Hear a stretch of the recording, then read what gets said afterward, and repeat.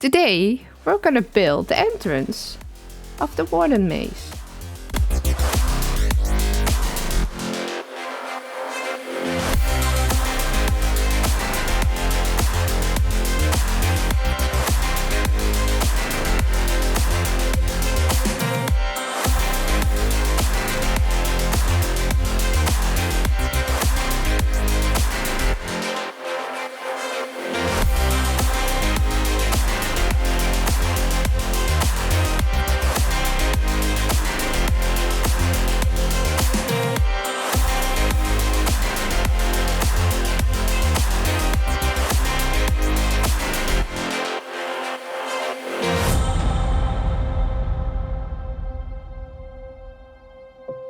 This looks fantastic, right?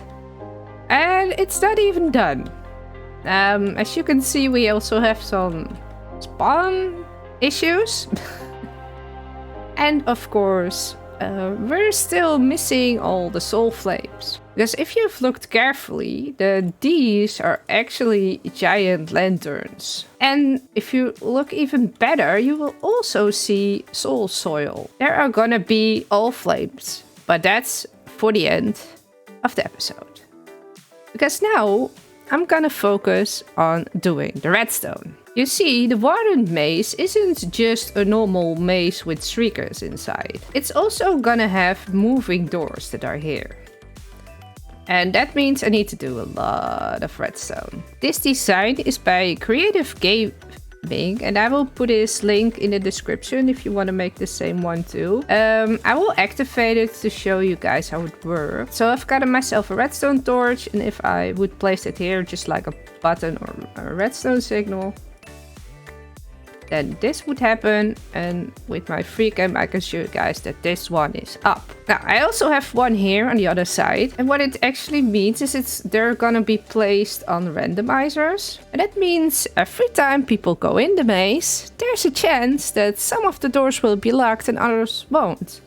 So if you do summon the warden and you have to run, your pathway will never be the same as the previous time you went into the maze.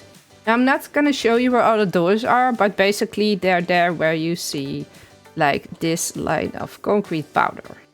And this is a place where I want to make another build for you. Where the green blocks are at the moment, I want to have trapdoors on one side of the wall. That means if you want to go through from the other side you can, but from this side you can't, and clockwise. And here I have an altar.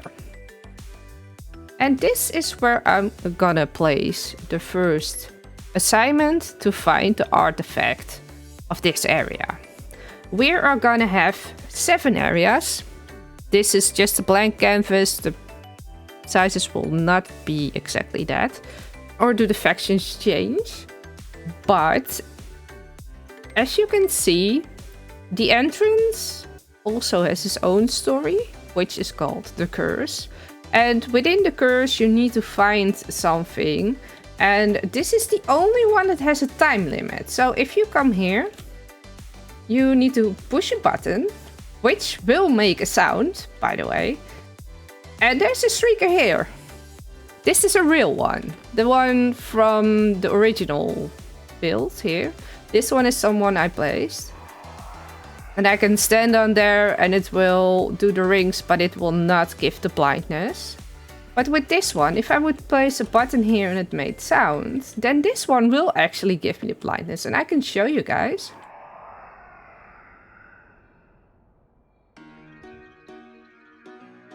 You see that? So that's actually my first warning. And this thing is not gonna go off on its own unless you step on it. But I'm gonna make sure there will also be some sensors around, because I'm not gonna make this easy. So it's very simple. I'm gonna give you the book with the instructions, with a button next to it. And then they will have a certain time to find the artifact. And once they have an artifact, they need to leave the maze. So for now, let's start with finishing up what I wanted to do here.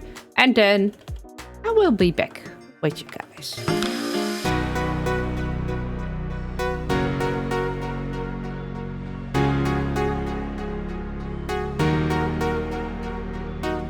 And that leads me to the redstone, which I'm gonna connect to randomizers. A randomizer actually means that sometimes it's gonna send out a signal to activate the door, and sometimes it's not.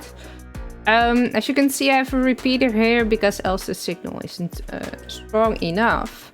Then I need to have 3 redstone here. I need to have a comparator that's actually gonna read out of a hopper. Dropper and a hopper. And inside of the dropper, we're gonna have things that are stackable, like these. And we're gonna have things that are non-stackable. And the non-stackable items, I will just put in my own stuff for now. The non-stackable items will actually send out a stronger signal.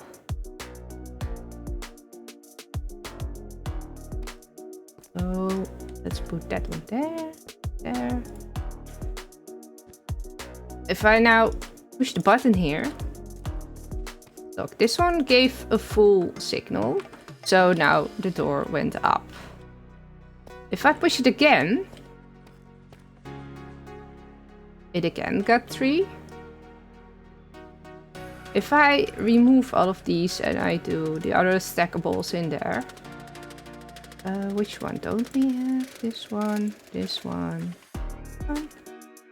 Now, you can see that it's only giving off 1. Can I reach that from here? No, it's not gonna be strong enough. So I'm probably gonna make half of these like non-stackable, the other half stackable. But they will all have a 50-50% chance of having the doors open. Okay, so if I have placed all the randomizers, it's time we're gonna see if the skunk sensors are also gonna react to the redstone. So I'm gonna place this here. I will remove this soon enough because this is a real shrieker. And just to be sure, I'm gonna put up my rocket valve hand because this is gonna activate so many pistons. If this indeed does give a signal to the sensor, I could be toast. But there we go. Okay, so it does light up, but it doesn't give a signal. And that is really good news. So that means the only thing I still need to do is do the trapdoors, which I told you before can be used to escape fast. And that only leaves me to one more task for this week. And that's setting everything aflame.